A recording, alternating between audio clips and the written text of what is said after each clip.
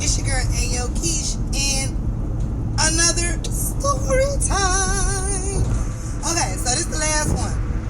So I know y'all probably heard me say a couple of times that I only danced at Mascaras one night.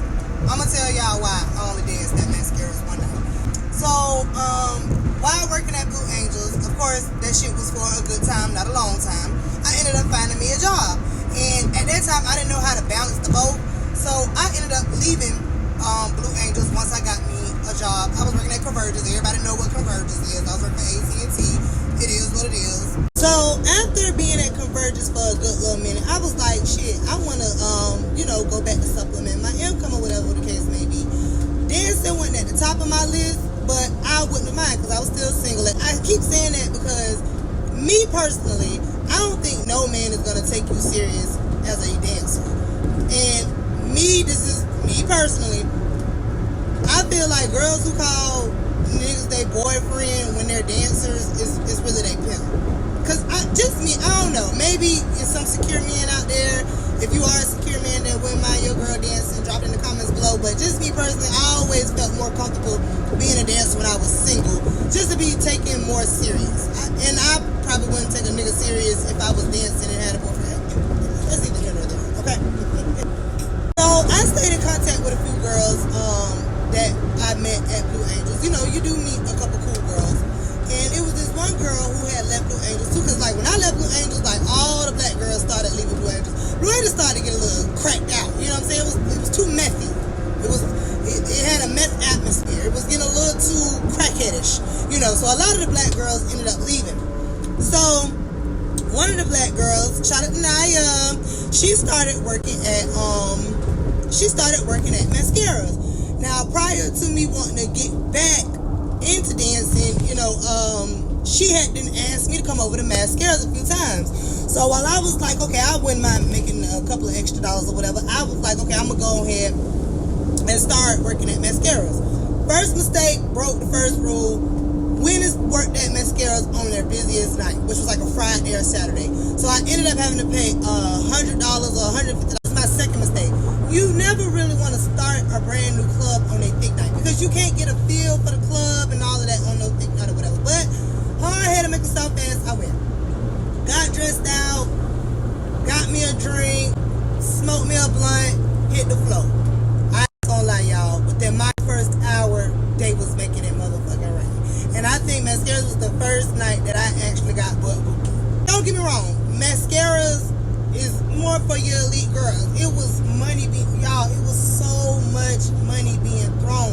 But I just kept having this eerie ass feeling the whole night. Cause I was like, I'm already starting off wrong at this motherfucking club. So it was around about 12:30. It's at the height of, everybody coming, getting drunk, throwing money. Like I had the potential to be making so much money because, like I said, within the first hour, I had to make my body back. I don't know if it was new girl luck, because, you know what I'm saying, but within the first hour, I had to make my motherfucking money back. But I just kept having this eerie ass feeling, and usually but the money, everything. So, in a club, when there's a whole lot of movement going on, that's when you got to keep your peoples on. So I had kind of slowed up on my drinking or whatever the case may be, because even though it's a club, it was just too much movement going on for me. Next thing you know, a fight broke out. Third mistake, because I should have left after that. Worked at Blue Angels, it wasn't never no fights in there. And we know how white folks like to get drunk. It wasn't never no fights. A fight broke out. A fight broke out with some Jamaicans at that. So, it wasn't enough for them to shut the club down or whatever the case may be. But, they had to get them drunk niggas out, this, that, and the third, whatever the case may be. In the middle of the fight, y'all, I don't know if they was trying to get old boy out, because I couldn't see the fight. I was in the back of the club making my money. I was like, all right, then, I was dancing my ass off back there. The fight was more towards the door because they was trying to get them out of the club. I don't know how, what, when, where, who, none of that. Whoever was fighting had a gun on them. And all I heard was, he got a gun! Y'all remember that scene in the Players Club when Red started shooting in the club and all the girls and they was running. That's how 50 bitches butt naked running to the dressing room. Oh, you gotta go! He better shoot up the club! Oh my God. Y'all, I ain't never been so scared in my life. Because like Dream, Mascaras had a guest dressing room too for the new girls. And the dressing room that they had for us was like a damn closet.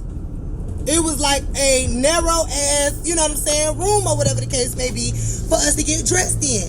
And there was a door in that dressing room, but it was jammed shut.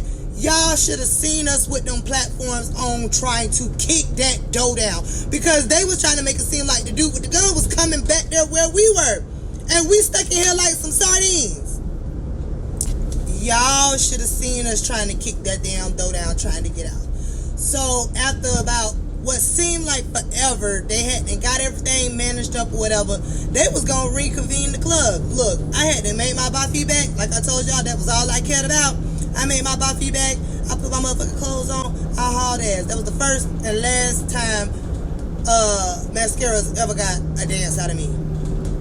So now y'all know why I only danced at the Mascaras one night. I ain't never been so scared in my life. I thought he was gonna come back there and shoot us all up, and we ain't had nothing to do with nothing. Y'all, dancing ain't for the weak. That's all I'm saying.